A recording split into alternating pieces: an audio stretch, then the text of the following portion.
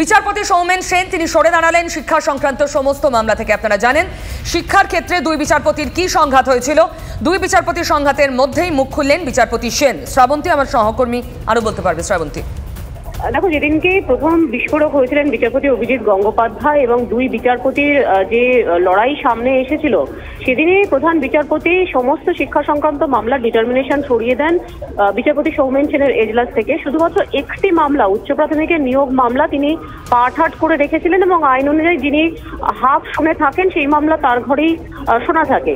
সেই মামলাটি আজকে সেখান থেকেই সরে দাঁড়ালেন এবং বিচারপতি সেখানে তার ক্ষোভ প্রকাশ করেন।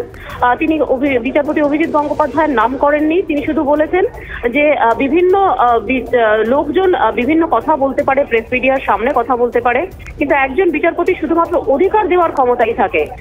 এই এজলাসে একই সঙ্গে কল্যাণ বন্দ্যোপাধ্যায় অনেক কিছু বলতে চাইছিলেন, তাকে সম্পূর্ণ থামিয়ে দেন এবং বিচারপতি সেন মন্তব্য করেন বিচারপতি গঙ্গোপাধ্যায় সম্পর্কে এখনো তিনি রেসপেক্ট রাখেন, বাকি বিচারপতি সম্পর্কেও তিনি একই রকম শ্রদ্ধা রাখেন, তবে হাইকোর্টের আলাদা একটা শ্রদ্ধা রাখার কথা রয়েছে এবং সেই শ্রদ্ধা সমস্ত বিচারপতিকেই রাখতে হবে এবং এই বলে এই মামলাটি থেকে তিনি সরে দাঁড়ান।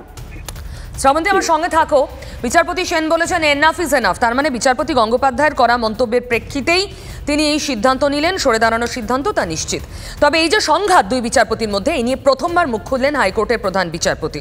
হাইকোর্টে এই ধরনের ঘটনা আদৌ কাম্য নয় মন্তব্য করেছেন টি.এস. শিবজ্ঞানম। শ্রাবন্তী আরো বলতে পারবে। শ্রাবন্তী, দেখো, হাইকোর্টকে টেম্পল অফ জাস্টিস বলা হয়, ন্যায়ালয় বলা হয়, মন্দির অনেকে বলেন, আইনজীবীরা সেটাকে একটা মন্দির বলে মনে করে এবং যেহেতু কলকাতা হাইকোর্ট একটি চার্টার্ড হাইকোর্ট, সেখানে সব থেকে পুরনো হাইকোর্টের মধ্যে অন্যতম, কলকাতা হাইকোর্টের একটা আলাদা সম্মান আছে, এমনটাই মন্তব্য প্রধান বিচারপতি। তার বক্তব্য, গোটা যে ঘটনা ঘটেছে, দুজন বিচারপতির এই দ্বন্দ্ব সামনে এসেছে, তাতে তিনি লজ্জাবোধ করছেন এবং তার দিক থেকে তিনি সর্বপ্রকার চেষ্টা করবেন এই ঐতিহ্যশালী যে হাইকোর্ট তার যাতে এই ধরনের অপ্রীতিকর কোনো পরিস্থিতি না হয় সেটাই করার। এই প্রথমবার বলা যেতে পারে প্রধান বিচারপতি নিজের যে অসন্তোষ সেটাও সামনে আনলেন এজলাসের মধ্যে।